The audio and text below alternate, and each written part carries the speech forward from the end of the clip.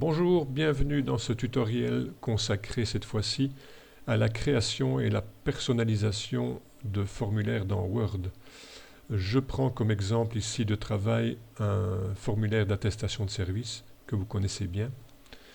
Donc on a ici les données concernant l'école, les données relatives aux membres du personnel, le tableau avec les services qu'il a rendus au sein de l'école, les informations ici concernant les documents ayant servi de base à la rédaction de l'attestation. Sur la deuxième page, on retrouve le nom et le prénom du membre du personnel et les tableaux avec les éventuelles dates des congés, absences et interruptions. Donc, vous connaissez bien ce document-là. Ici, on va voir un peu les différents types de champs que j'ai utilisés pour ce formulaire. Alors, outre les champs texte tout à fait habituels, on a des champs un peu plus spécifiques. Alors, prenons celui-ci qui est un champ, un menu déroulant, dans lequel j'ai placé 4 valeurs.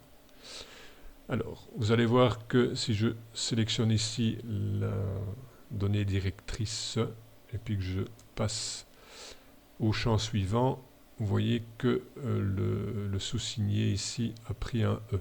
Évidemment, il faudrait pour ça que je change aussi le nom d'Albert Einstein. On verra tout ça après. Donc, suivant la donnée que je vais sélectionner ici dans ma liste déroulante, le terme sous-signé va s'adapter, donc s'accorder correctement. Si maintenant je reprends par exemple directeur adjoint, voilà, c'est je sous-signé qui revient. Donc voilà une liste déroulante qui a un impact sur une autre donnée. Si je passe maintenant au champ correspondant au nom de l'école, donc directeur adjoint 2, ici c'est l'Institut Sainte-Marie qui est indiqué.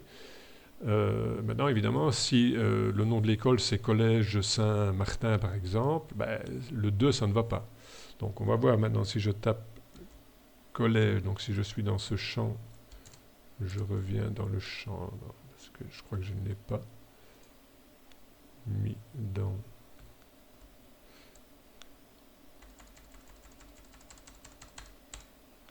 Voilà, donc collège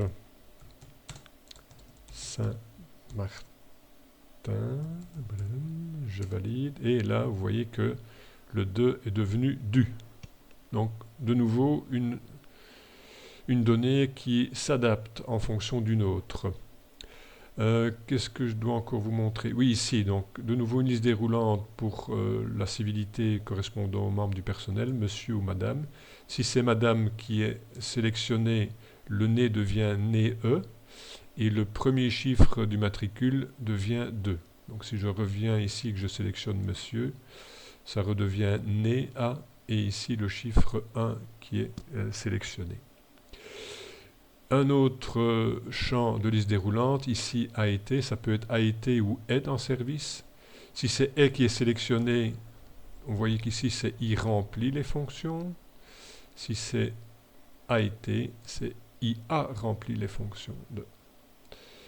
Alors, si on descend un peu plus bas, on voit que la localité Gallo ici est reprise dans le bas du formulaire, donc c'est une donnée qui est synchronisée.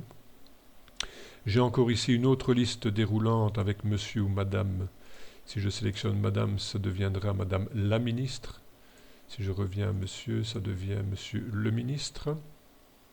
Et vous voyez donc que le nom et le prénom du membre du personnel ont été aussi repris des données qui avaient été encodées ici dans le formulaire.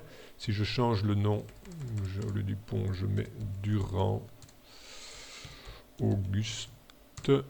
Et je viens voir ici, vous voyez que Durand Auguste a été mis à jour. Donc ce sont des données qui sont à encoder une fois et qui ne doivent pas être encodées une seconde fois dans le formulaire. Pour le champ date ici, ben, j'ai inséré comme champ date le champ date du jour, puisque habituellement quand on crée une attestation, ben, c'est toujours à la date du jour qu'elle est éditée. Donc voilà les différents types de champs que l'on va retrouver dans ce formulaire. Eh bien, nous allons voir dans la partie suivante, donc la deuxième partie de ce tutoriel, comment insérer les champs, comment les paramétrer pour qu'ils aient une interaction entre eux. Et voilà, un peu comment on peut personnaliser un formulaire et le rendre plus facile à utiliser et surtout utilisable par n'importe qui sans devoir nécessairement devoir aller modifier le document. Voilà. Donc à bientôt dans la deuxième partie de ce tutoriel.